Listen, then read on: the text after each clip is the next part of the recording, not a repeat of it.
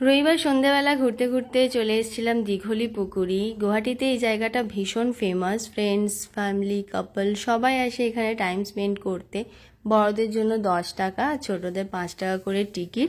আমাদের পৌঁছতে পৌঁছতে প্রায় সন্ধেই হয়ে গেছিল, তাই তোমাদের সেভাবে ভিডিও করে দেখাতে পারিনি। একটু বিকেল বিকেল আলো থাকতে এলে জায়গাটা বেশি ভালো লাগে। আমার মা বাবা বিয়ের পর যখন প্রথম গুয়াহাটি আসে তখন আমি এখানে এসেছিলাম প্রথমবার। এটা আমার সেকেন্ড টাইম। এখানে অনেকেই বোটিং করছে, তবে আজ আমরা আর বোটিং করব না। ওখান থেকে বেরিয়ে পাশেই দেখলাম আছে ওয়ার মেমোরিয়াল, তো এখানটা একটু এলাম ঘুরতে। নতুন নতুন জায়গা এক্সপ্লোর করতে বেশ ভালোই লাগে। আর রবিবার থাকার কারণে প্রচণ্ড ভিড়ও ছিল, আর ওই দিন গরমও ছিল প্রচণ্ড, মানে ভিডিও ফটো সেরকমভাবে নেওয়া যাচ্ছিল না। তো এখান থেকে বেরিয়ে আমরা চলে এসেছি মেন জায়গায়। দিঘলি পুকুরের এই লেনটাতে প্রায় 100-150টার মতো দুপাশে স্টল আছে, মানে এখানে A to Z সব খাবার পাওয়া যায়, তুমি যা খেতে চাইবে।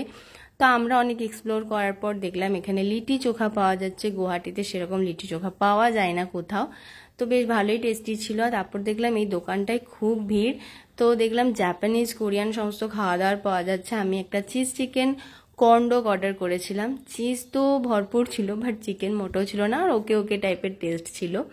এখানে একটু নিম্বু পানি খেয়ে নিচ্ছি, আর দেখো কতটা ভিড়। এত ঠেলাঠেলি হচ্ছিল যে আমি ভিডিও সেরকমভাবে নিতে পারছিলাম না, তাই একটু ফাঁকা জায়গায় এসে দাঁড়ালাম। তারপর চোখে পড়লো এই মেয়েটির, কারণ এই মেয়েটির রিলস, ভিডিও, ব্লগ প্রায় আমার ফোনে আসে। স্পাইরাল পটেটো বলে এই স্টলটি চালায়, বেশ ফেমাস এখানে। তারপরে ফুচকাও খেয়েছিলাম। এসছি বাটার স্টোরে, একটা বাড়িতে পরার স্লিপার নেওয়ার আছে, তো এই রেড কালারের স্লিপারটা নিলাম। তো মিনি ব্লগটা কেমন লাগলো জানিও, ভালো লাগলে একটা লাইক করে দিও। টাটা।